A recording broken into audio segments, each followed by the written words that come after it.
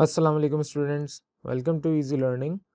आज हम organic chemistry के चैप्टर नंबर 8 को डिस्कस करेंगे, जिसका नाम है अल्काइल हैलाइड्स। अल्काइल हैलाइड्स क्या हैं, इसकी सारी डिटेल इस चैप्टर में आज हम डिस्कस करने जा रहे हैं। इस चैप्टर को डिस्कस करने से पहले हम थोड़ा सा इस मकसद को समझ लें कि हम क्यों इस तरीके से किताब को लाइन टू लाइन पढ़ रहे हैं। ये जिस मेथड से मैं लेक्चर डिलीवर कर रहा हूँ आप लोगों को, ये बेसिकली बुक रीडिंग टेक्निक में से एक हिस्सा है कि आप अगर बुक को स्टडी करना चाह रहे हैं, पूरी कंप्लीट किताब को रीड करना चाह रहे हैं, तो किस तरीके से लाइन टू लाइन आप स्टडी कर सकते हैं।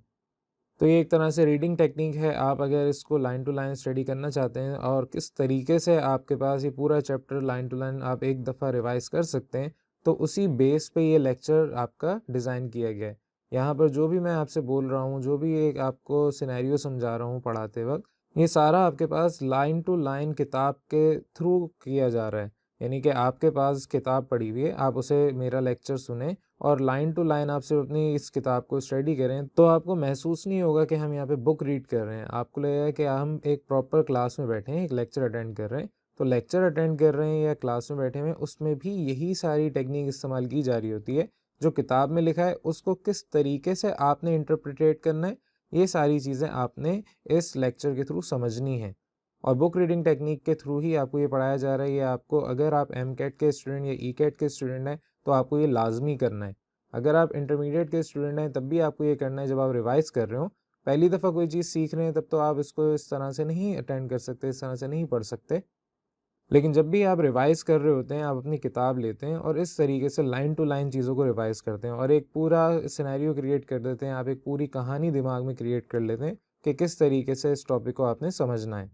तो अब स्टार्ट करते हैं अपने टॉपिक को, अपने चैप्टर को। आपको अब समझ आएगा ये जो मैंने शुरू में बात कही। आपका चैप्टर है अल्काइल हैलाइड्स। अल्काइल हैलाइड्स आपके पास एक अल्केन के साथ अगर कोई भी हैलोजन आयन को अटैच कर दिया जाए, तो वो आपके पास जितने भी कंपाउंड्स होंगे वो अल्काइल हैलाइड्स कहेंगे। अब आपके पास जो जर्नल फार्मूला है अल्काइल हैलाइड्स का, दैट इज़ R/H, यानी कि आपके पास R के साथ H अटैच्ड है।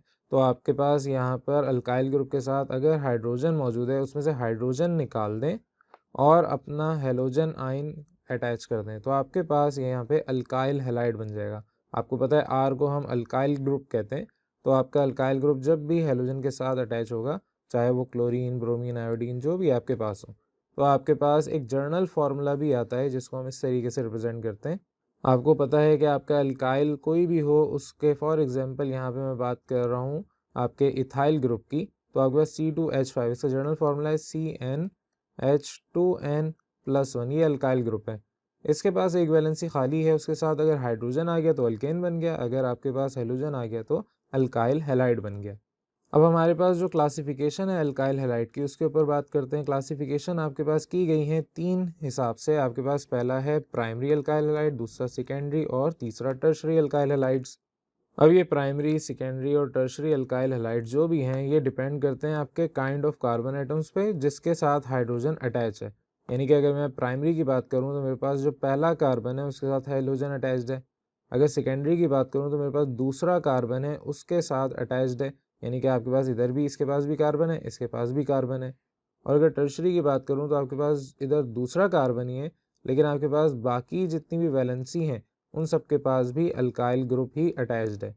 तो प्राइमरी कार्बन का मतलब, प्राइमरी आपके पास अल्काइल हैलाइड का मतलब आपके पास कार्बन के 2 वैलेंसी के साथ हाइड्रोजन, 1 वैलेंसी के साथ हैलोजन और 1 वैलेंसी के साथ आपका अल्काइल रेडिकल है।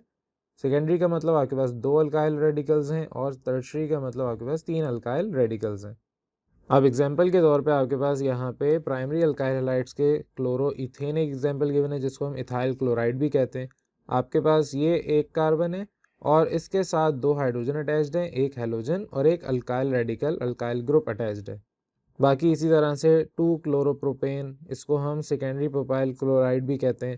और आपके पास टर्शरी अल्काइल हैलाइड की एग्जाम्पल में 2 क्लोरो 2 मिथाइल प्रोपेन, जिसको हम टर्शरी ब्यूटाइल क्लोराइड भी कहते हैं। अगर इसमें मैं नंबरिंग करूं IUPAC वाली, तो 1, 2 और 3, या इसको इस तरीके से भी कर सकते हैं, आपके पास 1, 2 और 3, या आप एक और तीसरी कम्बिनेशन भी से भी कर सकते हैं।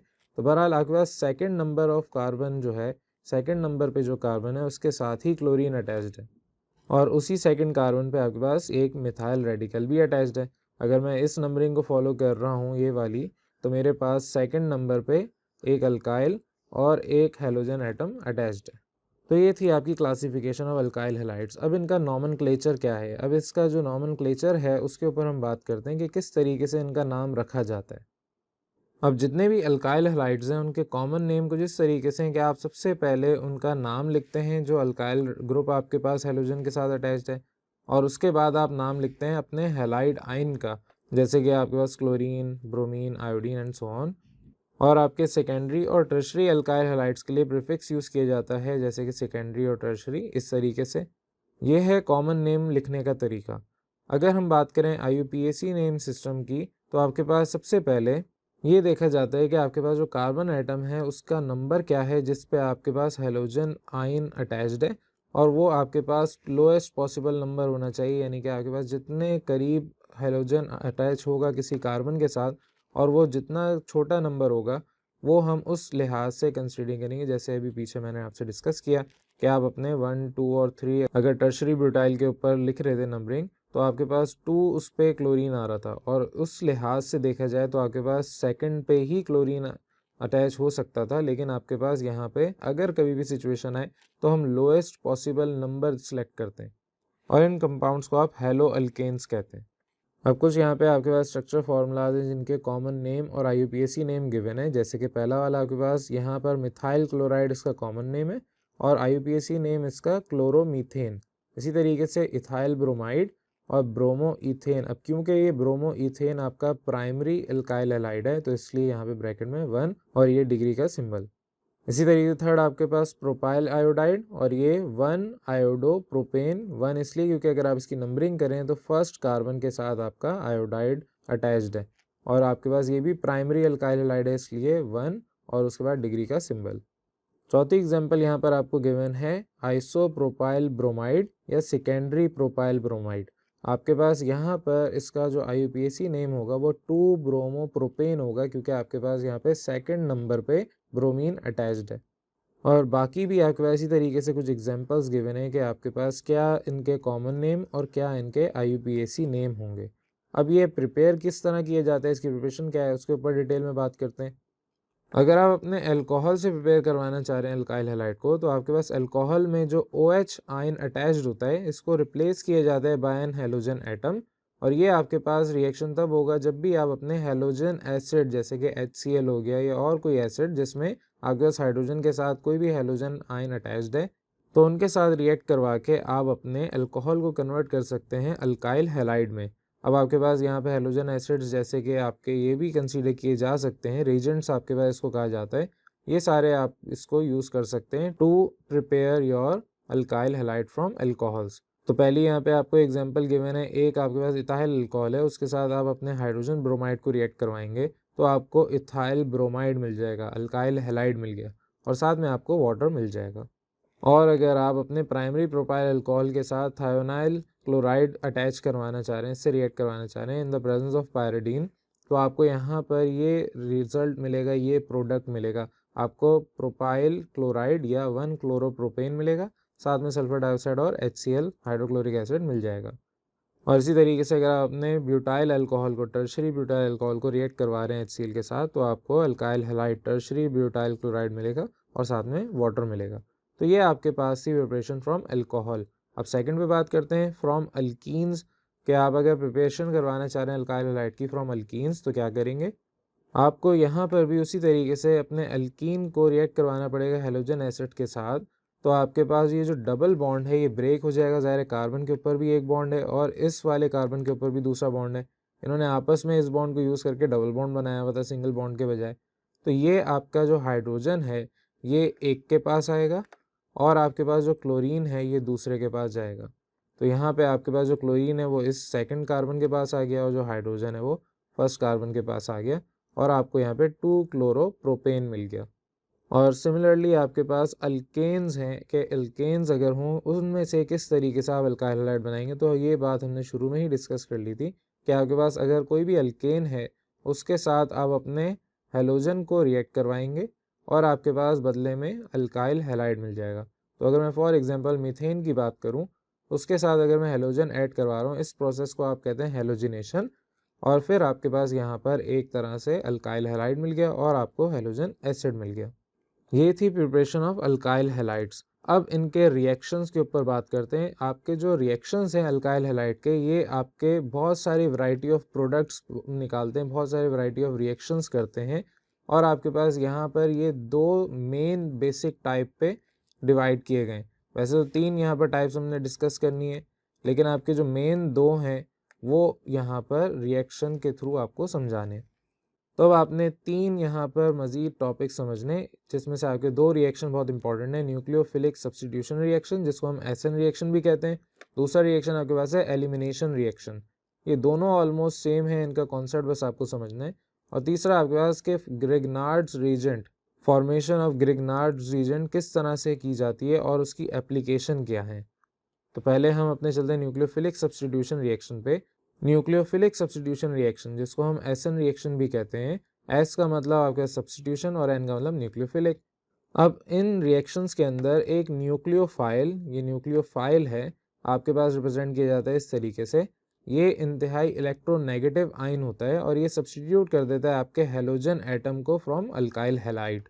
तो मेरे पास अगर यहाँ पे एक अल्काइल हैलाइड मौजूद है और साथ में मेरे पास न्यूक्लियोफाइल है, इस अल्काइल हैलाइड को हम कहते हैं सबस्ट्रेट, और जो न्यूक्लियोफाइल है उसको अटैकिंग न्यूक्लियोफाइल कहते हैं, क्योंकि ये अटैक कर रहा है आपके सबस्ट्रेट के ऊपर और आपके हैलोजन को निकाल के खुद उसकी जगह पे आना चाह रहा है। तो जब आपके पास ये न्यूक्लियोफाइल अटैक करता है और बाद में आपका रिएक्शन कंप्लीट हो जाता है और आपको एक तरह से ये डिफरेंट प्रोडक्ट मिलता है ये अल्काइल हैलाइड ही, लेकिन अब यहाँ पे जो न्यूक्लियोफाइल है it is more electronegative than this halogen atom या आयन। तो आपके पास यहाँ पे ये चीज़ कहलाती है लीविंग ग्रुप। और जो आपके पास यहाँ पे लीविंग न्यूक्लियोफाइल था, जो ज़ाहिर है दोनों इलेक्ट्रोनेगेटिव हैं, आपके पास एक जो है अटैक कर रहा है, दूसरा लीव करेगा। तो जो आपके पास लीविंग न्यूक्लियोफाइल है वो थोड़ा सा वीक इलेक्ट्रोनेगेटिव आयन होता है। अब न्यूक्लियोफाइल कितने हैं, कौन कौन से, ये सारे आपके पास एग्जाम्पल के तौर पर गिवन है। यहाँ पर अमोनिया भी, और इसका अगर हम ये वाली कंसिडरेशन करें तो दोनों आपके पास एक तरह से न्यूक्लियोफिलिक सब्स्टिट्यूशन रिएक्शन करते हैं। यहाँ पर अब बात करते हैं रिएक्टिविटी ऑफ अल्काइल हैलाइड्स की। अल्काइल हैलाइड्स किस तरह से इतने रिएक्टिव हैं, उसकी वजह यह है कि आपके पास जो कार्बन और हैलोजन का बॉन्ड है ये आपके पास पोलैरिटी शो करता है, पोल्स शो करता है। पार्शल पॉजिटिव या पार्शल नेगेटिव आपके पास यहाँ पर चीज़ें होती हैं। तो जब भी आपके पास पॉजिटिव और नेगेटिव पोल्स होंगे तो आपके पास पोलैरिटी की वजह से यहाँ पर डिफरेंस आ जाएगा रिएक्शन के अंदर। अब क्योंकि आपके पास जो हैलोजन एटम्स हैं these are more electronegative than carbon atom, तो यहाँ पर एक स्लाइटली पॉजिटिव चार्ज और एक स्लाइटली नेगेटिव चार्ज जनरेट हो जाता है। अब आपके पास जो पॉजिटिव चार्ज जनरेट हुआ उसकी वजह से जो आपका न्यूक्लियोफिलिक रीजन था, यानी कि जो भी आपके पास न्यूक्लियोफाइल था, ये आपके कार्बन के पॉजिटिव होने की वजह से it will be electrophilic in nature, और ये आपके पास एक्सेप्ट करेगा अपने पेयर ऑफ इलेक्ट्रॉन्स को। अब दोनों आपके पास ये न्यूक्लियोफाइल नेगेटिव है और कार्बन आपके पास जो है वो पॉजिटिव है, तो ये आपके पास एक नया कंपाउंड बना के देगा जिसको कार्बन न्यूक्लियोफाइल आपके पास जो भी होगा उनके दरमियान एक बॉन्ड क्रिएट करके देगा। और पीछे जो आपके पास हैलाइड था, हैलाइड आयन लीव करेगा और जो इलेक्ट्रॉन पेयर आपके पास था कार्बन और हाइड्रोजन के दरमियान, वो आपके पास हैलोजन यानी कि हैलाइड अपने साथ लेके निकल जाएगा। तो आपको क्योंकि कार्बन को जो कि उससे इलेक्ट्रॉन लेके ये निकल चुका है वापस चाहिए, तो आपके पास यहाँ पर जो नया न्यूक्लियोफाइल आएगा ये अपना इलेक्ट्रॉन पेयर उसको डोनेट भी कर सकता है, उसको दे भी सकता है। तो बेसिकली आपके पास यहाँ पर ये न्यूक्लियोफाइल अटैक करेगा, इसके पास आएगा और यहाँ से ये बाहर निकल जाएगा। ये बाहर तभी निकलेगा जब उसके पास एक इलेक्ट्रॉन या इलेक्ट्रॉनिक पेयर मौजूद होगा और आपके पास जो पीछे कमी है वो ये न्यूक्लियोफाइल आके पूरी करेगा। और इसी तरीके से आपके पास यहाँ पर जो न्यूक्लियोफाइल है, जिसको आप रीजन न्यूक्लियोफाइल कह रहे हैं, ये आपके पास कहलाता है अटैकिंग न्यूक्लियोफाइल। जो अल्काइल हैलाइड यहाँ पर था इसको हम कहते हैं सबस्ट्रेट। जो आपका हैलोजन आयन है हैलाइड जिसको हम कह रहे हैं, ये आपके पास ये भी न्यूक्लियोफाइल है, लेकिन ये लीविंग ग्रुप कहलाते हैं क्योंकि ये न्यूक्लियोफाइल आपका लीव कर रहा है, ग्रुप को छोड़ के जा रहा है। इसकी जगह कोई और आपके पास न्यूक्लियोफाइल आएगा। अब यहाँ पे नीचे आपको किताब में गिवन है कि कितने सारे आपके अल्काइल हैलाइड्स बनने के तरीके हैं डिफरेंट। अगर आपके पास न्यूक्लियोफाइल सब्स्टिट्यूशन रिएक्शन होगा तो उस न्यूक्लियोफिलिक सब्स्टिट्यूशन रिएक्शन में डिफरेंट प्रोडक्ट्स मिलेंगे। जैसे कि अगर अल्काइल हैलाइड को रिएक्ट करवाएं आपके OH आयन से तो आपको अल्कोहल मिलता है। अगर आप OR से रिएक्ट करवाएं तो आपको ईथर्स मिलेगा। इसी तरीके से आपके पास यहाँ पे बहुत सारे थायोअल्कोहल जिसको मर्कैप्टेंट्स भी कहते हैं, इसी तरीके से साइनाइड्स हैं, नाइट्राइल्स हैं, प्राइमरी अमाइंस हैं और भी बहुत सारे ईस्टर, ये सब आपके पास डिफरेंट न्यूक्लियोफाइल से रिएक्ट करके डिफरेंट प्रोडक्ट्स बना के देंगे। अब एक अफेक्टिव न्यूक्लियोफाइल किसी भी न्यूक्लियोफिलिक सब्स्टिट्यूशन रिएक्शन में किस तरीके से हमें मिलता है या किस तरीके से हम प्रेडिक्ट कर सकते हैं, तो जो भी आपके पास न्यूक्लियोफाइल है it should be stronger base than the leaving nucleophile, यानी कि आपके पास जो भी न्यूक्लियोफाइल पहले से अटैच था अब उसको निकलना है तो उससे ज़्यादा ताकतवर न्यूक्लियोफाइल आपको चाहिए। अगर उससे कमज़ोर होगा तो आपके पास जो लिविंग ग्रुप होना चाहिए था वो अपनी जगह ही रहेगा, वो नहीं निकल के जाएगा। यानी कि मेरे पास अगर क्लोरीन मौजूद है और मैं उसकी जगह कोई हल्का एटम या हल्का आयन भेजता हूँ, फॉर एग्जांपल मैं अगर ऑक्सीजन भेजना चाहता हूँ तो क्लोरीन कभी भी नहीं जाएगा। आपके पास यहाँ पर उससे ज़्यादा स्ट्रॉन्ग बेस होना चाहिए जो आपके पास पहले से मौजूद है। यहाँ पे एग्जांपल के तौर पे आपसे कहा है कि आपके पास हाइड्रोक्सिल आयन है, OH आयन है, तो ये आपके पास डिस्प्लेस करेगा वीकर बेस जो कि क्लोरीन है एज़ कम्पेयर टू OH। यहाँ पे आपके पास अगर क्लोरीन को रखा जाए और क्लोरीन आपका अटैकिंग न्यूक्लियोफाइल हो और आपके पास पहले से OH आयन मौजूद है तो आपके पास ये कभी भी नहीं होगा, रिवर्स इज़ नॉट पॉसिबल। तो अभी जो मैंने एग्जांपल आपसे डिस्कस की, अगर वहाँ पे क्लोरीन की जगह OH आयन अटैच्ड होता तो कभी भी क्लोरीन आके इसको नहीं रिप्लेस कर सकता था। अब कुछ यहाँ पे आपको न्यूक्लियोफाइल्स दिए हुए हैं जो कि स्ट्रॉन्गर बेस के हैं देन हैलाइड आयंस, और ये आपके पास अगर न्यूक्लियोफाइल है OH आयन तो ये कहाँ से आया, ये आपके पास NaOH से आया। इसी तरीके से ये तमाम न्यूक्लियोफाइल जो यहाँ डिस्कस किए हैं वो तमाम आपके पास इस तरीके से किसी न किसी जगह से आए हैं। तो ये आपके पास यहाँ पे टॉपिक कंप्लीट होता है। अब चलते हैं अपने नेक्स्ट टॉपिक की तरफ। नेक्स्ट टॉपिक है हमारा mechanism of nucleophilic substitution reaction. तो मैकेनिज्म क्या है इन रिएक्शंस का, आपके पास टू कैटेगरीज के अंदर इन रिएक्शन को डिस्ट्रीब्यूट कर दिया गया है। One is SN1 reaction and second is SN2 reaction. तो पहले हम SN2 रिएक्शन को पढ़ते हैं। इसका मतलब क्या है आपके पास SN2 का, आपका ये बायोमोलिक्यूलर रिएक्शन है, ये एक ही स्टेप में कंप्लीट हो जाता है और SN1 आपके पास दो स्टेप्स में कंप्लीट होता है। तो पहले हम अपने SN2 रिएक्शन को स्टडी करते हैं कि इसका मैकेनिज्म क्या है। इन SN2 रिएक्शन आपके पास जो formation of carbon nucleophile bond है and the cleavage of the carbon halogen bond, यानी कि आपके पास जो कार्बन हेलोजन बॉन्ड टूट रहा है ये दोनों साइमल्टेनियसली हो रहे होते हैं, यानी दोनों एट द सेम टाइम अकर कर रहे हैं, हो रहे हैं। अब जब भी आपके पास न्यूक्लियोफाइल एंटर करेगा, हैलाइड आयन आपका जाएगा, तो आपके पास जो कार्बन है फ्रॉम बोथ अपोजिट साइड से रिएक्शन शो करेगा, यानी कि आपके पास यहाँ पे हैलाइड जहाँ से निकल रहा है उसके अपोजिट साइड से न्यूक्लियोफाइल अटैच होगा। तो आपका ये न्यूक्लियोफाइल यहाँ पर आया, इसने इस पोर्शन पे इस जगह पर अटैक किया और इस पोर्शन से आपका हेलोजन आयन लीव करेगा। ये जो आपके पास रिएक्शन है ये बहुत ज़्यादा ट्रांजिशन स्टेट इसको हम कहते हैं और ये बहुत ज़्यादा फास्ट होता है, लेकिन जब ये आपके पास ब्रेकिंग चल रही होती है ये आपको प्रोडक्ट बनाता है बहुत स्लोली, यानी ये आपके पास फ़ौरन रिएक्शन हो जाएगा लेकिन ये रिएक्शन कंप्लीट होने में बहुत टाइम लेगा और स्लोली आपके पास अब न्यूक्लियोफाइल यहाँ पर आ गया और जो इस साइड पे आपका हेलोजन आयन थे वो आपके पास यहाँ पर हैलाइड फॉर्म में आ गए और इस जगह पे आपके पास ये डॉटेड लाइन रिप्रेजेंट कर रही हैं कि आपके पास जो बॉन्ड्स हैं वो कंटिन्यूसली साइमल्टेनियसली फॉर्म भी हो रहे हैं और ब्रेक भी हो रहे हैं। तो ये आपके पास थी बेसिक मैकेनिज्म। अब आपके पास एक कॉन्सेप्ट था फर्स्ट ईयर में, आपने चैप्टर नंबर 8 में सीखा था, रेट ऑफ अ रिएक्शन। तो आपके पास यहाँ पे जो बॉन्ड मेकिंग और बॉन्ड ब्रेकिंग प्रोसेस है जो कि एक तरह से साइमल्टेनियसली अकर हो रहा है, इस वजह से आपके पास ये रेट डिटरमाइनिंग और स्लो स्टेप रिएक्शन का कहलाया जाता है। और ये जो स्टेप है आपका, ये आपके ओवरऑल रेट ऑफ रिएक्शन को रिप्रेजेंट करता है। ये आपके किसी भी रिएक्शन जो SN2 रिएक्शन का हो रहा है इसका ओवरऑल रेट ऑफ रिएक्शन अगर मुझे चाहिए तो आराम से मैं निकाल सकता हूँ। वजह उसकी क्या है, आपके पास जितने भी SN2 रिएक्शंस हैं इसमें दो मॉलिक्यूल पार्टिसिपेट करें in the rate determining step. ये आपका रेट डिटरमाइनिंग स्टेप जो है उसके अंदर दो मॉलिक्यूल्स आपस में रिएक्ट कर रहे हैं और इस वजह से दो मॉलिक्यूल्स होने की वजह से इनको बायोमोलिक्यूलर रिएक्शन कहते हैं। अभी जो बायोमोलिक्यूलर रिएक्शन है, दो इसमें मॉलिक्यूल हैं, इस वजह से SN2, ये जो 2 है ये दो मॉलिक्यूल्स की वजह से आया है और आपके पास सब्स्टिट्यूशन न्यूक्लियोफिलिक बायोमोलिक्यूलर भी इसको कहा जाता है। S का मतलब सब्स्टिट्यूशन, N का मतलब न्यूक्लियोफिलिक, 2 का मतलब बायोमोलिक्यूलर। और ये जो ऊपर डायग्राम अभी हमने डिस्कस की, ये सारी चीज़ें आपकी वहाँ पर एक्सप्लेन मैंने कर दी हैं। अब इसका जो रेट ऑफ रिएक्शन है SN2 का, ये डिपेंड करता है concentration of both the attacking nucleophile और आपका अल्काइल हैलाइड। तो इसका मैं इस तरीके से अपना रेट ऑफ रिएक्शन निकाल सकता हूँ। अब ये तो बात हो गई आपके मैकेनिज्म ऑफ SN2 रिएक्शन। बात करते हैं अब अपने मैकेनिज्म ऑफ SN1 रिएक्शन के ऊपर। SN1 रिएक्शन आपके पास यहाँ पर 2 स्टेप में अकर होता है। इसमें पहले आपके पास जो कार्बन और हेलोजन बॉन्ड है, ये स्प्लिट होता है रिवर्सिबली, यानी कि आपके पास रिवर्सिबल रिएक्शन है, आपके यहाँ पर स्प्लिटिंग हो रही है। अब ये स्प्लिट होते वक्त आपके पास जब ये कार्बन और हेलोजन अलग हो रहे हैं, आपके पास पॉजिटिव चार्ज और नेगेटिव चार्ज क्रिएट होगा। तो जो पॉजिटिव चार्ज आपके कार्बन एटम का है, इसको हम कार्बोनियम आयन भी कहते हैं, इसको हम अल्काइल ग्रुप भी कहते हैं या अल्काइल रेडिकल कहते हैं। आपके पास जो हैलाइड आयन है, ये नेगेटिव आयन होता है। तो पहले स्टेप में तो आपके पास यहाँ पे कार्बोनियम आयन और हैलाइड आयन अलग अलग हो गए।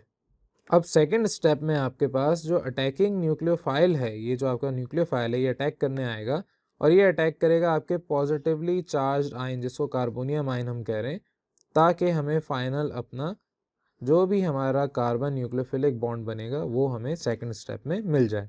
अब यहाँ पे जो सेकंड रिएक्शन है, ये आपका इंतहाई फास्ट है, लेकिन जो फर्स्ट रिएक्शन है, ये आपका स्लो है। और आपका स्लो रिएक्शन होने की वजह से रेट डिटरमाइनिंग स्टेप कहलाता है। यानी हम अपने स्लो रिएक्शंस के रेट को मालूम कर सकते हैं, लेकिन जो फास्ट रिएक्शन है उसको हम रेट मालूम नहीं कर सकते। रेट आपके पास रिएक्शन का आप चैप्टर नंबर 8 अगर डिटेल में स्टडी कर लें तो आपको सारी चीज़ें क्लियर हो जाएंगी फर्स्ट रे का। अब जितने भी SN1 टाइप के रिएक्शंस हैं, इसमें आपके पास रेट ऑफ फॉर्मेशन आपके प्रोडक्ट का ये डिपेंड करता है आपके फर्स्ट स्टेप में। और ये क्योंकि फर्स्ट स्टेप में आपके पास सिर्फ एक मॉलिक्यूल ही पार्टिसिपेट कर रहा है, एक ही मॉलिक्यूल ब्रेक हो रहा है, तो इस वजह से आप इसको यूनिमॉलिक्यूलर रिएक्शन भी कहते हैं। और ये क्योंकि यूनिमॉलिक्यूलर है, तो इस मैकेनिज्म को आपने SN1 मैकेनिज्म कहा, जिसमें 1 का मतलब यूनिमॉलिक्यूलर है। और आपके पास इसका नाम अगर हम देखें तो आपके पास सब्सटीट्यूशन न्यूक्लियोफिलिक यूनिमॉलिक्यूलर रिएक्शन। अब अगर हम इसका रेट मालूम करना चाहें तो हमारे पास ये डिपेंड करता है सिर्फ और सिर्फ सबस्ट्रेट के ऊपर। It is independent of the concentration of attacking nucleophile. तो आपके पास यहाँ पर इस तरीके से इसका रेट ऑफ रिएक्शन निकाला जा सकता है। अब यहाँ पे कुछ आपके पास एग्जाम्पल के तौर पे बताया हुआ है कि आपके stability of various types of carbonium ions, ये आपके पास किस तरीके से रिएक्शन फॉर्म करेंगे, कौन ज़्यादा स्टेबल है, कौन लेस स्टेबल है। तो आपके पास अगर इस तरीके से अरेंज किया जाए, पहले टर्शरी, फिर सेकेंडरी, फिर प्राइमरी और आखिर में प्राइमरी के बाद आपका जो है मिथाइल रेडिकल, क्योंकि प्राइमरी में आपके पास एक अल्काइल ग्रुप मौजूद होता है, लेकिन मिथाइल के अंदर अल्काइल ग्रुप कोई नहीं है। तो ड्यूरिंग SN1 रिएक्शन आपके पास जो कार्बोनियम आयन निकल के मिल रहे हैं, उसकी स्टेबिलिटी, यानी कि आपके पास स्टेबिलिटी का मतलब अगर मेरे पास कार्बोनियम आयन अलग हो गया आपके हेलोजन आयन से, तो आपके पास कौन सा देर तक अलग ही रहेगा, फ़ौरन से रिएक्शन नहीं करेगा। तो स्टेबल आपका कौन सा है, इस तरीके से फ्रॉम लेफ़्ट टू राइट आपके पास स्टेबिलिटी डिक्रीज़ हो रही है। तो सबसे ज़्यादा स्टेबल का मतलब टर्शरी आपके कार्बोनियम आयन्स जो होंगे वो सबसे ज़्यादा स्टेबल हैं, और जो आपके पास मिथाइल रेडिकल होगा ये आपका इंतहाई अनस्टेबल है। और इन तमाम चीज़ों की वजह से आपके पास जो टर्शरी अल्काइल हैलाइड्स हैं, ये आपके जर्नली SN1 रिएक्शन शो करते हैं, SN1 मैकेनिज्म करते हैं। और आपके पास जो प्राइमरी अल्काइल हैलाइड्स हैं, ये आपके पास SN2 मैकेनिज्म के थ्रू बनते हैं। तो ये बात तो हमें क्लियर हो गई, टर्शरी और प्राइमरी अलग अलग क्या क्या बनाते हैं। सेकेंडरी अल्काइल हैलाइड्स आपके पास दोनों रिएक्शन कर सकते हैं depending on the nature of solvent. अब आपका जो सॉल्वेंट है जिसमें आपका रिएक्शन कैरिड आउट हो रहा है, जैसे कि अगर आपको कोई भी रिएक्शन करवाना है, आपको न्यूक्लियोफाइल OH आयन चाहिए, तो सॉल्वेंट आपका जो होगा उस वो आपके पास NaOH से मिलके बना होगा। तो आपके पास जो पोलर सॉल्वेंट हैं, ये हेल्प करते हैं आयनाइजेशन में। आपके पास जितने भी आयनाइजेशन होगी, यानी कि आपके पास चीज़ें अलग होंगी, ये आपके SN1 मैकेनिज्म को फेवर करेंगे, और जितने भी नॉन पोलर सॉल्वेंट्स हैं वो फेवर करेंगे SN2 मैकेनिज्म को। तो ये आपको एक चार्ट बना के दे दिया कि अल्काइल हैलाइड्स अगर आपके पास इस तरीके से हैं और मैकेनिज्म क्या होगा, तो टर्शरी हमेशा SN1, प्राइमरी हमेशा SN2, और आपके पास यहाँ पे मिथाइल रेडिकल भी SN2 ही बना के देगा। जो सेकेंडरी आपके पास कार्बोनियम आयन्स होंगे या आपके पास सेकेंडरी अल्काइल हैलाइड्स होंगे, वो हमेशा मिक्सचर बना के देंगे, या तो SN1 या SN2, दोनों डिपेंड कर रहा है नेचर ऑफ सॉल्वेंट पे। तो ये तो बात हो गई हमारे मेन एक टॉपिक की, that was nucleophilic substitution reaction. अब हम बात कर रहे हैं सेकंड टॉपिक की जो आपके पास किताब में गिवन है, that is formation of Grignard's reagent. अब ये ग्रिग्नार्ड्स रीजेंट क्या है, साइंटिस्ट थे जिनका नाम ग्रिग्नार्ड था, तो उन्होंने एक आपको रीजेंट बना के दिया, उन्होंने आपको एक चीज़ बना के दी, एक कंपाउंड बना के दिया जो आज तक हम बहुत ज़्यादा इस्तेमाल करते हैं। तो उस रीजेंट के ऊपर अभी हम डिटेल में डिस्कस करते हैं। तो जब भी आप अपने अल्काइल हैलाइड को रिएक्ट करवाएंगे अपने मैग्नीशियम मेटल के साथ इन एनहाइड्रस ईथर, यानी कि आपके पास एनहाइड्रस ईथर के अंदर जब भी आपने मैग्नीशियम और अल्काइल हैलाइड को आपने रिएक्ट करवाया तो बदले में आपको अल्काइल मैग्नीशियम हैलाइड मिला। इस अल्काइल मैग्नीशियम हैलाइड को हम कहते हैं ग्रिग्नार्ड्स रिएजेंट। फॉर एग्जांपल आपने मिथाइल आयोडाइड को ऐड करवाया अपने मैग्नीशियम मेटल के साथ इन एनहाइड्रस ईथर, तो आपके पास यहाँ पे मिथाइल मैग्नीशियम आयोडाइड ये मिल गया। अब जो आपका रिएक्शन है ग्रिग्नार्ड्स रिएजेंट का, इसको हम एक्सप्लेन कर सकते हैं on the basis of carbon magnesium bond. अभी जो आपका कार्बन मैग्नीशियम बॉन्ड है it is polarise due to the electrophilic nature of the metal. आपका मेटल जो है it is electrophilic in nature. आपके पास यहाँ पे मैग्नीशियम के अगर आउटर मोस्ट शेल की बात की जाए तो उसके आउटर मोस्ट शेल के अंदर सिर्फ 2 इलेक्ट्रॉन्स मौजूद हैं, 6 इलेक्ट्रॉन्स अभी मज़ीद खाली जगह है, आ सकते हैं आपके पास यहाँ पर। अब मैग्नीशियम क्योंकि जगह रखता है, उसके पास शेल मौजूद है, ये कोशिश तो करता है कि दोनों इलेक्ट्रॉन्स किसी को दे दे, लेकिन इसके बाद जगह खाली, वहाँ पे इलेक्ट्रॉन्स आ भी सकते हैं। अब ये क्योंकि मैग्नीशियम अपना इलेक्ट्रॉन कार्बन को देगा, कार्बन के पास 4 इलेक्ट्रॉन्स होते हैं, ये 4 में से एक इलेक्ट्रॉन एक्सेप्ट करेगा और कार्बन क्योंकि एक्सेप्ट इतना नहीं करता इलेक्ट्रॉन्स, एक्सेप्ट करने की वजह से कार्बन के ऊपर नेगेटिव आयन आ जाएगा, नेगेटिव चार्ज आ जाएगा।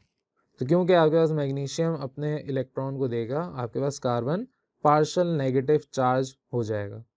और अब क्योंकि कार्बन आपका नेगेटिव चार्ज हो गया है तो hence it will behave as a nucleophile. और जब भी आपका न्यूक्लियोफाइल रिएक्ट करेगा, एक्ट करेगा, तो आपके पास ये रिएक्ट करेगा with electrophilic reagents to make new bonds. Carbon अमूमन पॉजिटिव चार्ज रखता है, लेकिन जब ये इलेक्ट्रॉन एक्सेप्ट करेगा तो नेगेटिव चार्ज हो जाएगा। अब ये जो आपके पास ग्रिग्नार्ड साहब थे, इन्होंने अपना एक रिएजेंट बना के दिया इस तरीके से। ये आपके पास ग्रिग्नार्ड्स रिएजेंट इंतहाई ज़्यादा इंपॉर्टेंट अब समझा जाता है, एक इंतहाई ज़्यादा इंपॉर्टेंट सिंथेटिक रीजन है। सिंथेटिक रीजन का मतलब आपके पास खुद से किसी इंसान ने अगर कोई चीज़ बनाई है तो उसको सिंथेसाइज करना कहते हैं। तो यहाँ पे ये यूज़ किया जाता है to produce variety of organic compounds. जितने भी आप रिएक्शन करेंगे, ऑर्गेनिक कंपाउंड्स बनाएंगे रिएक्ट करवा के, तो उसमें आप हमेशा ग्रिग्नार्ड्स रिएजेंट को काफ़ी ज़्यादा इस्तेमाल करेंगे।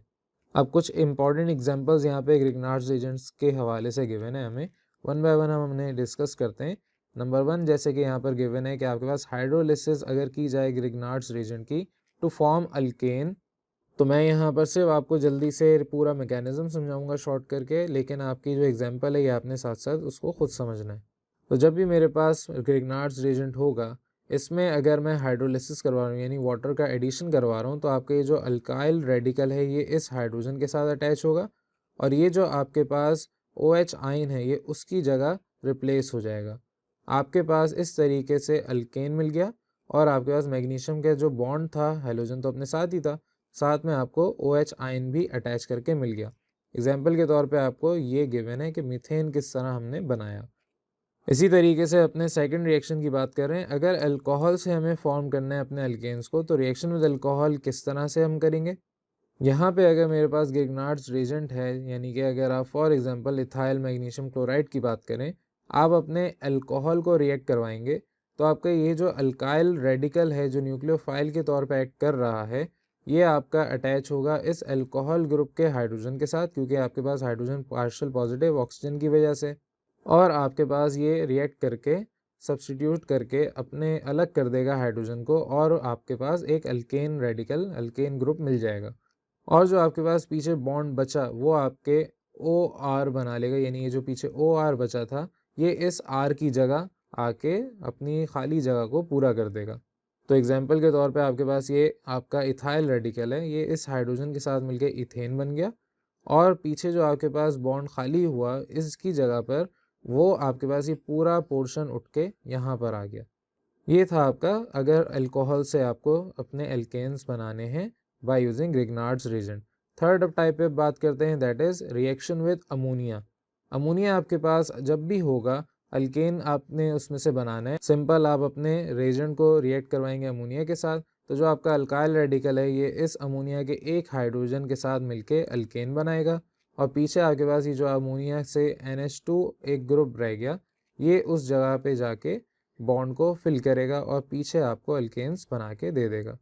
ये आपका जो अमोनिया है NH3, ये अमाइन होता है NH2, तो अमाइन यहाँ पर अटैच हुआ था। अब हम बात करें अगर हमारे पास होगा ही अमाइन ग्रुप, अमाइन का मतलब आपके पास साथ में अटैच होना चाहिए कोई ना कोई आपका अल्काइल रेडिकल, तो आपके पास ये अल्काइल और दूसरा अमाइन में से जो अल्काइल है ये आपस में रिएक्ट करके अल्केन्स बना लेंगे, और पीछे आपके पास अमाइन ग्रुप जो है वो इस तरीके से अटैच हो जाएगा।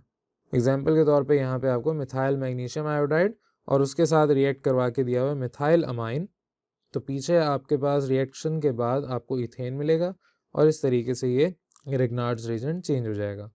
तो सिंपल अगर देखा जाए आपके पास ज़्यादातर ग्रिग्नार्ड्स रीजेंट यूज़ किया जा रहा है in the formation of alkanes. Fifth आपके पास रिएक्शन की टाइप है जिसमें आप रिएक्ट कर रहे हैं अल्काइल हैलाइड के साथ ताकि आपको अल्केन मिल जाए।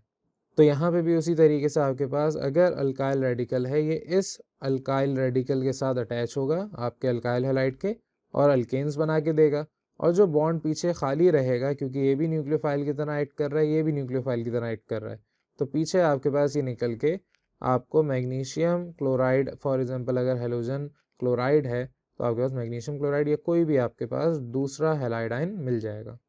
और इसी तरीके से आपके पास रिएक्शन अगर हो विद कार्बन डाइऑक्साइड तो आपको कार्बोजाइलिक एसिड फॉर्म करके देगा, यानी जब भी आप अपने कार्बन डाइऑक्साइड के साथ रिएक्ट करवाएंगे अपने ग्रिग्नार्ड्स रीजन को तो एक अलग कंपाउंड आपको मिलेगा। इसको आप फर्दर हाइड्रोलाइज करवाएं अगर for example in acidic medium तो आपको कार्बोजाइलिक एसिड मिल जाएगा। फॉर एग्जांपल आपके पास ये ग्रिग्नार्ड्स रीजेंट है, इसके साथ आपने कार्बन डाइऑक्साइड को रिएक्ट करवाया, तो मेरे पास अब यहाँ पर ये जो डबल बॉन्ड था इन दोनों के दरमियान ये ब्रेक होगा और आपका एक ये ट्रांजिशन स्टेट में पूरा एक कंपाउंड आ जाएगा। हुआ कुछ नहीं है, ये आपके पास दो बॉन्ड थे, ये ब्रेक हो गए, सिंगल बॉन्ड में कन्वर्ट हो गए। यहाँ पर ये जो कार्बन आपके पास है इसके साथ आपका ये अल्काइल रेडिकल अटैच हो गया जो कि ये रहा, और आपके पास जो एक ऑक्सीजन का बॉन्ड था वो आपके पास इस पूरे मैग्नीशियम और क्लोरीन ये जो या फॉर एग्जांपल कोई भी हैलाइड है उसके साथ ये अटैच होके आपको एक और यहाँ पर कंपाउंड एक और मॉलिक्यूल अटैच कर देगा। तो जब भी आपके पास इस तरीके से रिएक्शन होगा आप क्या करेंगे अपने एसिडिक मीडियम में हाइड्रोलिसिस करवाएंगे। एसिडिक मीडियम यानी आप डाइल्यूट HCl डाल दें या कुछ भी आप कोई एसिड डाल दें। एसिडिक मीडियम से होता क्या है आपको हाइड्रोजन मिलना शुरू हो जाते हैं, तो उसकी वजह से आपके पास यहाँ पे जो RC डबल बॉन्ड O उसके आगे MgX था, तो ये मैग्नीशियम हैलाइड अलग हो जाएगा बदले में हाइड्रोजन, क्योंकि वाटर से आप यहाँ पर काम कर रहे हैं, हाइड्रोलिसिस करवा रहे हैं, वाटर के अंदर हाइड्रोजन और हाइड्रोक्सिल आयन दोनों होते हैं, तो आपका हाइड्रोजन यहाँ पर अटैच होगा और हाइड्रोक्सिल आयन मैग्नीशियम के साथ अटैच हो जाएगा। तो ये पूरा आपका मैकेनिज्म था। एग्जांपल के तौर पे यहाँ पे magnesium iodide methyl magnesium iodide react करेगा कार्बन डाइऑक्साइड से, तो आपको at the end acidic medium आपका हाइड्रोलिसिस करवाने पर एसिडिक एसिड मिल जाएगा। ये एसिटिक एसिड इस तरीके से भी आप बना सकते हैं। और इसी तरीके से नेक्स्ट अपने टॉपिक पे बात करते हैं, नेक्स्ट अपनी हेडिंग के ऊपर बात करते हैं, दैट इज़ रिएक्शन विद फॉर्मएल्डिहाइड। अगर आप फॉर्मएल्डिहाइड के साथ रिएक्ट करेंगे आपको प्राइमरी अल्कोहल्स मिलेंगे। इसके लिए भी शर्त ये है कि आप अपना हाइड्रोलिसिस करवाएंगे इन एसिडिक मीडियम तो आपको प्राइमरी अल्कोहल मिल जाएगा। इसके अंदर भी उसी तरीके से आपके पास ये आपका जो नेगेटिव न्यूक्लियोफाइल है कार्बोनियम आयन उस तरीके से एक्ट कर रहा है, ये आपके इस जगह पर कार्बन के साथ आएगा। क्योंकि आपके पास ये डबल बॉन्ड है ये ब्रेक होगा, कार्बन के पास जो ये बॉन्ड खाली हुआ उसकी जगह ये अल्काइल रेडिकल आएगा, और जो ऑक्सीजन का बॉन्ड खाली हुआ उसकी जगह ये मैग्नीशियम हैलाइड ग्रुप आएगा। और जब आपके पास ये इस तरीके से ट्रांजिशन स्टेट आ गई आप इसमें हाइड्रोलिसिस करवाएं, डाइल्यूट आप HCl डालें या एसिडिक मीडियम आप जिस तरह भी क्रिएट करें, आपके पास प्राइमरी अल्कोहल मिल जाएगा। ये एग्जांपल आपको गिवन है कि किस तरीके से इथाइल अल्कोहल आपने बनाया। नेक्स्ट आपके पास है रिएक्शन विद एल्डिहाइड्स। अब आपके पास फॉर्मल्डिहाइड के अलावा एल्डिहाइड से अगर रिएक्शन हो, फॉर्मल्डिहाइड हमने डिस्कस कर लिया, आपके पास फॉर्मल्डिहाइड में फ़र्क ये होता है कि यहाँ पर R की जगह H होता है, बाकी आपके पास यहाँ पे R मौजूद होता है एल्डिहाइड्स के अंदर। रिएक्शन वही है, सारा कॉन्सेप्ट सेम है, बस फ़र्क क्या है वहाँ प्राइमरी अल्कोहल्स मिल रहे थे, यहाँ पे सेकेंडरी अल्कोहल आपको मिलेंगे। तो आपके पास नेक्स्ट अप है for reaction with ketones, formation of tertiary alcohol. जब भी हमारे पास रिएक्शन होगा कीटोन के साथ तो क्या होगा, आपके पास कीटोन इस तरीके के प्रोडक्ट हैं कि आपके पास R bond C double bond O bond R, ये अगर आपके पास इस तरह का कोई प्रोडक्ट आ रहा है that means it is a ketone. आप अपने रिएक्ट करवाएंगे अपने कीटोन को अपने ग्रिग्नार्ड्स रेजेंट से, तो आपका ये कार्बोनियम आयन इस कार्बन के साथ रिएक्ट करेगा, ये डबल बॉन्ड ब्रेक करेगा और जो ऑक्सीजन का एक बॉन्ड है ये इस पूरे मॉलिक्यूल को, मैग्नीशियम हैलाइड को अपने साथ अटैच कर लेगा। अब उसी तरीके से आप यहाँ पर एसिडिक मीडियम देंगे, हाइड्रोलाइसिस करवाएंगे, तो आपके हाइड्रोजन और हाइड्रोक्सिल आयन दोनों अलग अलग रिएक्ट करेंगे। आपके पास O मैग्नीशियम हैलाइड, इसमें मैग्नीशियम हैलाइड निकल के हाइड्रोजन अपनी जगह आ जाएगा और आपका यहाँ से जो एक बॉन्ड खाली हुआ उसमें OH आयन आ जाएगा। ये आपके पास जो अल्कोहल अब बना के देगा ये कहलाता है टर्शरी अल्कोहल। तो ये कुछ हमारे पास 9 एप्लीकेशंस थी, 9 बेसिक डिफरेंट हेडिंग्स थी जिसके अंदर हमने ये सीखा कि ग्रिग्नार्ड्स रीजन की इम्पोर्टेंस क्या है, इतनी ज़्यादा इसकी एप्लीकेशन है कि आपके पास बहुत सारे डिफरेंट ऑर्गेनिक प्रोडक्ट्स ये बना के दे रहा है। तो 3 में से अब तक हम 2 डिस्कस कर चुके हैं topic, substitution reaction, nucleophilic substitution reaction और ग्रिग्नार्ड्स रीजन। अब हम अपने चलते हैं तीसरे टाइप के ऊपर, तीसरे रिएक्शन के ऊपर, दैट इज एलिमिनेशन रिएक्शन। अब एलिमिनेशन रिएक्शंस में वही सारा काम ऑलमोस्ट हो रहा है जो हमने एसन रिएक्शन के अंदर सीखा, जो हमने वहाँ पढ़ा। इसके अंदर जो डिफरेंस है वो हम अब डिस्कस करते हैं। एलिमिनेशन रिएक्शंस कहते हैं किन रिएक्शंस को हैं, ये वो रिएक्शंस हैं जिसके अंदर रिमूवल ऑफ 2 एटम्स या group from adjacent carbon atoms, आपके एडजेसेंट कार्बन एटम मतलब एक के साथ दूसरा, दूसरे के साथ तीसरा, ये कार्बन एटम साथ अटैच हैं, इनके दरमियान आपस में रिएक्शन होगा टू फॉर्म मल्टीपल बॉन्ड। आपके पास अगर सिंगल बॉन्ड है तो डबल बॉन्ड बनाने के लिए काम होगा। वैसे ज़्यादातर डबल बॉन्ड ही बनता है लेकिन ट्रिपल बॉन्ड भी बना सकते हैं आप इस तरीके से।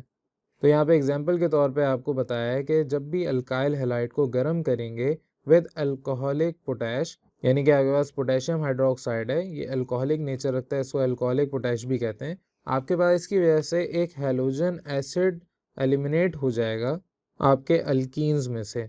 इस प्रोसेस को आप कहते हैं डीहाइड्रोहेलोजिनेशन, यानी कि आपके पास हाइड्रोजन और हैलोजन दोनों निकल रहे हैं।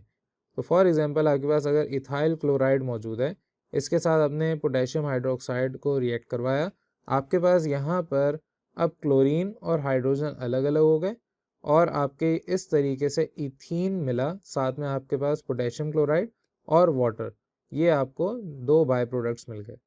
अब एग्जाम्पल यहाँ पर किस तरीके से डिस्कस करी है, इसकी क्या एक्सप्लेनेशन है उस पर बात करते हैं। फॉर एग्जाम्पल आप अपने अल्काइल हैलाइड को डिस्कस कर रहे हैं। अल्काइल हैलाइड में आपके पास अगर 2 या 2 से ज़्यादा कार्बन एटम है, जैसे कि यहाँ पर एक को हमने अल्फ़ा कह दिया, दूसरे को बीटा कह रहे हैं, तीसरे को गैमा कह रहे हैं, चौथा होता तो और भी उसके नाम रख देते। तो यहाँ पर ये सारे एडजेसेंट कार्बन एटम्स हैं। अब इसके नाम हम अल्फ़ा, बीटा, गामा या कुछ भी और सो ऑन किस तरह रखते हैं। आपके पास यहाँ पे हैलोजन जहाँ पर मौजूद होता है, हैलोजन के साथ आपके पास जो भी कार्बन होगा that will be known as primary carbon, जिसको हम अल्फ़ा कार्बन कहेंगे। उसके साथ अल्फ़ा के साथ जो कार्बन होगा, जो आपके कार्बन अल्फ़ा कार्बन के एडजेसेंट है, उसको हम बीटा कार्बन कहेंगे। और इसी तरीके से सो ऑन। यहाँ पे गैमा है, अगर आपके पास बीटा कार्बन के साथ जो कार्बन है उसकी बात की जाए तो that will be gamma carbon. ये आपके पास कंटिन्यू हम अपने तरफ से भी नेमिंग कर सकते हैं। तो अब आपके पास यहाँ पे जितने भी कार्बन एटम्स होंगे इस पूरे मॉलिक्यूल के अंदर, इनके ऊपर पार्शियल पॉजिटिव चार्ज होगा, क्योंकि आपके पास जो हैलोजन है इट इज़ पार्शियल नेगेटिव। अब अगर मैं बीटा कार्बन की बात करूँ तो इसके साथ जो भी हाइड्रोजन अटैच है, जो भी आपका ग्रुप अटैच है, उसको बीटा हाइड्रोजन या वो बीटा ग्रुप कहा जाएगा। अब ये जो बीटा कार्बन आपके पास है, इसके साथ बीटा हाइड्रोजन है, it is slightly acidic in nature. वजह उसकी क्या है, high electronegativity of halogen atom. आपका जो हैलोजन एटम है वो इंतहाई ज़्यादा हाईली इलेक्ट्रोनेगेटिव है। तो जब आपके पास बेस को अलाउ किया जाता है रिएक्ट करने के लिए अल्काइल हैलाइड जिसमें बीटा हाइड्रोजन मौजूद है, ये आपके पास एसिडिक नेचर अपनी बना लेता है। अब इसमें रिएक्शन किस तरह से होता है, फॉर एग्जांपल आपके पास एक बेस है, ये बी रिप्रेजेंट कर रहा है बेस से, आपके पास बेस है, नेगेटिव है कोई भी आपका आयन, ये रिएक्ट करेगा आपके पास अल्काइल हैलाइड के पास आके। तो क्योंकि बेस आपका इलेक्ट्रोनेगेटिव है, ये आपके जब भी अल्काइल हैलाइड से रिएक्ट करेगा ये कार्बन अपना बीटा हाइड्रोजन निकाल देगा, यहाँ से कार्बन के साथ आपके पास जो हैलाइड ग्रुप था ये भी अलग हो गया। आपके पास ये बॉन्ड और इस कार्बन का बॉन्ड दोनों का एक एक बॉन्ड खाली हो गया है, ये आपस में मिलकर डबल बॉन्ड बनाएंगे। और पीछे जो आपका हाइड्रोजन बीटा हाइड्रोजन निकला ये आपके बेस के साथ मिलके कोई ना कोई दूसरा कंपाउंड बनाएगा और साथ ही साथ आपके यहाँ पे हैलाइड आयन निकल जाएगा। अब ये बेस जिसको हम न्यूक्लियोफाइल कह रहे हैं, इसके अटैक करने से हो क्या रहा है, आपके पास 3 काम हो रहे हैं। Number 1 removal of beta hydrogen, number 2 removal of halogen atom जिसको हम हैलाइड आयन भी कह रहे हैं, और number 3 formation of double bond. आपके अल्फा और बीटा कार्बन के दरमियान डबल बॉन्ड, ये तीनों चीज़ें साइमल्टेनियसली हो रही हैं। तो अब इस पूरे प्रोसेस को अगर हम दोबारा से डिस्कस करें, आपके पास जितने भी रिएक्शन जिसमें 2 एटम्स या ग्रुप्स, इनको रिमूव किया जाए from adjacent carbon atom from alkyl halide is called beta elimination और सिंपल एलिमिनेशन रिएक्शन। तो आपके पास यहाँ पर ज़्यादातर बीटा हाइड्रोजन निकलता है या बीटा ग्रुप, बीटा कार्बन के साथ जो भी एटम या ग्रुप होगा वो निकल रहा है। तो ऐसे रिएक्शन को हम बीटा एलिमिनेशन भी कहते हैं और सिंपली इसको एलिमिनेशन रिएक्शंस कहते हैं। अब हमारा एलिमिनेशन रिएक्शन का मैकेनिज्म क्या है, तो जिस तरीके से SN1 और SN2 हमने डिस्कस किया उसी तरीके से यहाँ पे E1 और E2 है।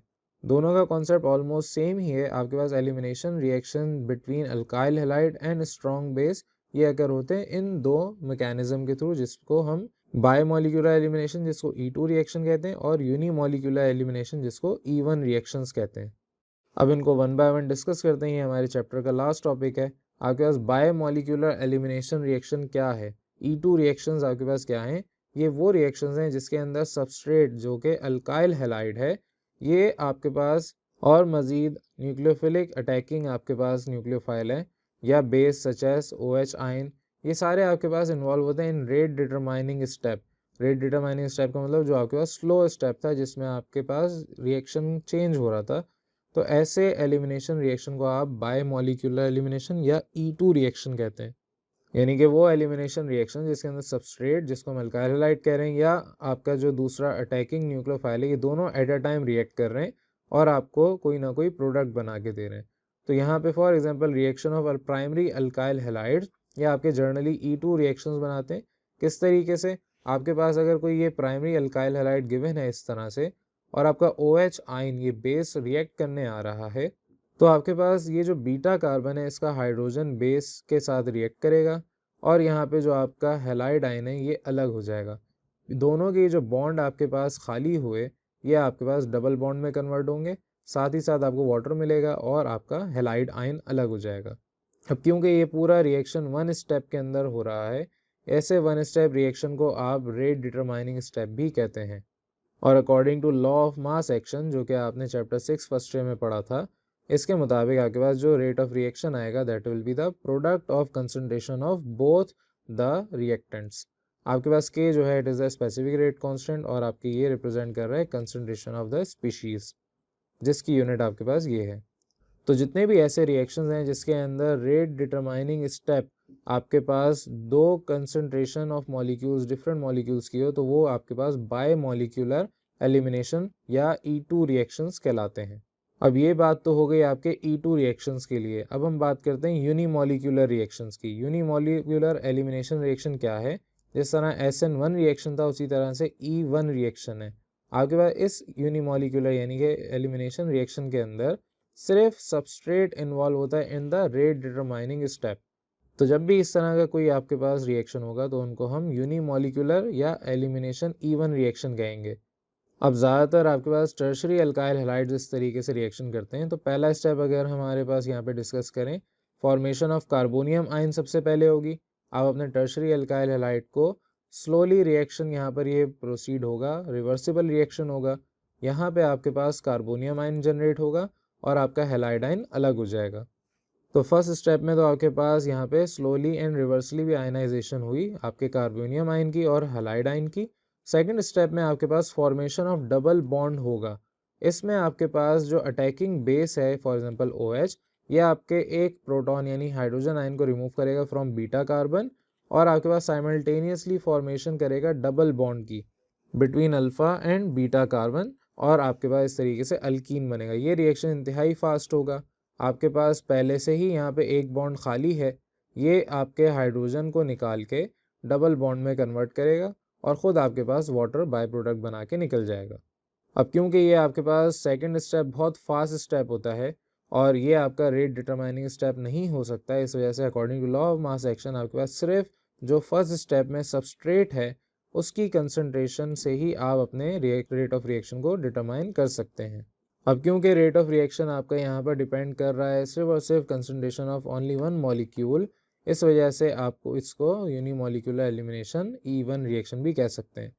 अब जिस तरीके से हमने SN1 और SN2 में स्टेबिलिटी की बात की थी और ये बात की थी कि आपके पास कौन से रिएक्शन SN1 करते हैं, कौन से अल्काइल रेडिकल्स आपके SN2 करते हैं, तो यहाँ पे भी उसी तरीके से जितने भी सेकेंडरी अल्काइल हैलाइड्स हैं ये आपके E1 और E2 दोनों रिएक्शंस करके दिखाएंगे। डिपेंड करता है आपके नेचर ऑफ सॉल्वेंट पे, आइदर पोलर और नॉन पोलर। आपके जितने भी E2 रिएक्शंस हैं उसमें solvent should be non polar और जितने भी E1 रिएक्शंस हैं उसमें आपके पास पोलर सॉल्वेंट रिक्वायरमेंट है। तो ये आपके पास कुछ इस तरीके से पूरा चैप्टर था अल्काइल हैलाइड्स के ऊपर। यहाँ मेन टॉपिक हमारे पास जो थे वो रिएक्शन के थे। बोर्ड एग्जामिनेशन में आपके पास ये तीनों टाइप ऑफ रिएक्शन जिसमें ग्रेगनार्ड्स रीजेंट भी शामिल है, दो टाइप ऑफ रिएक्शन है वैसे, एसन मैकेनिज्म और एलिमिनेशन मैकेनिज्म। ये दोनों रिएक्शंस आपके बहुत इंपॉर्टेंट थे। ये पूरा चैप्टर आपका छोटा सा तो है लेकिन इंतहाई ज़्यादा इंपॉर्टेंट है। और अगर आप एप्टीट्यूड के स्टूडेंट हैं, एप्टीट्यूड की तैयारी कर रहे हैं, तो ये पूरी आपकी बुक रीडिंग टेक्निक थी कि हम word to word, line to line अगर स्टडी करें तो किस तरीके से हम पूरे शुरू से लेकर एंड तक एक कहानी की फॉर्म में एक अपने जहन में खाका बना सकते हैं कि इस तरीके से आपकी ये चीज़ें आपके जहन में बैठ जाएं। कल को जब आप बुक को उठा के रिवाइज़ करेंगे तो आपके पास यही सारी बातें दोबारा रिपीट हो रही होंगी दिमाग में और आपके माइंड में ये सारा बहुत अच्छे से सेफ हो जाएगा, सिक्योर हो जाएगा। और क्योंकि एप्टीट्यूड के अंदर आपको फोकस सिर्फ अपनी किताबों पे करना है, किसी और जगह पे नहीं करना। जब आप किताब पे फोकस करेंगे आपको पूरी किताब वर्ड टू वर्ड याद होगी, आती होगी, समझ आती होगी, तो आपको कोई भी दुनिया का MCQ उठा के दे दिया जाए आप उसको सॉल्व करने के काबिल आराम से हो जाएंगे। तो बस यहाँ पर आपका आज ये चैप्टर कंप्लीट होता है। उम्मीद है यहाँ तक हमने जितना भी डिस्कस किया वो आपको क्लियर होगा। अगर कोई चीज़ मुश्किल लगे, कुछ समझ ना आए, आप मुझसे पूछ सकते हैं। Thank you for watching. अल्लाह हाफिज़।